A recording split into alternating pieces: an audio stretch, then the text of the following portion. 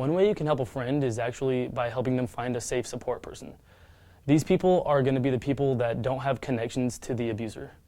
Counseling is a great option, whether that be on campus at our counseling and psychological services or off campus. It is important that all students receive the necessary support. One place your friend can call is the National Domestic Violence Hotline. They can also visit www.thehotline.org for a 24-hour confidential chat. They can also visit or contact their local domestic violence shelter, which in this case in San Bernardino is Option House, and they provide resources such as legal advocacy, support groups, and shelter. One option that a student in an abusive relationship has is to file a restraining order against their abuser.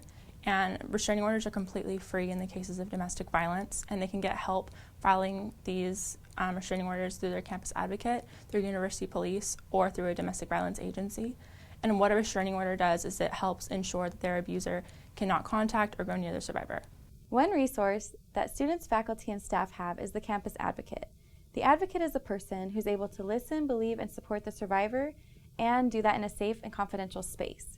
So if somebody maybe hasn't decided if they want to report or not, or what they want to do about the situation, maybe they're not sure if they want to leave or if they want to stay, the advocate is somebody who can listen, let them brainstorm those options, think through some resources, let them know how it might look like if they do decide to report, what could be some potential outcomes, and then let the person make their own decision.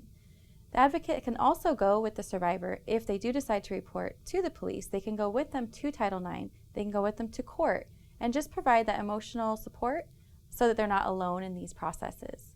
One place you can go to help your friend is your RA if you live on campus. But keep in mind that RAs are not confidential, so if you don't want to trigger a report, then don't give away any specific details or names. Your friend has the option to report or not to report the abuse. There are two places your friend can report. One is university police. The other one is the Title IX office here on campus. Your friend can report to one or to both.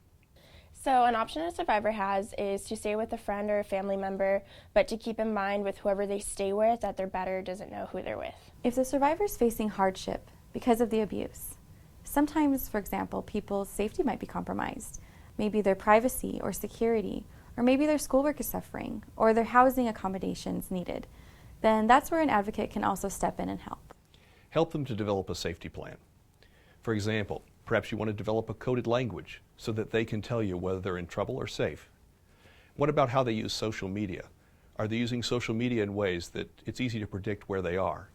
And how about going to and from campus? Do they go in predictable routes that perhaps everyone shouldn't know? It's on us to prevent dating violence from happening. Intervene if we see or suspect abuse. Speak up if we hear someone blaming a victim. Support survivors of dating violence. Create a culture of respect in our community. And promote safe and healthy relationships. It's on us.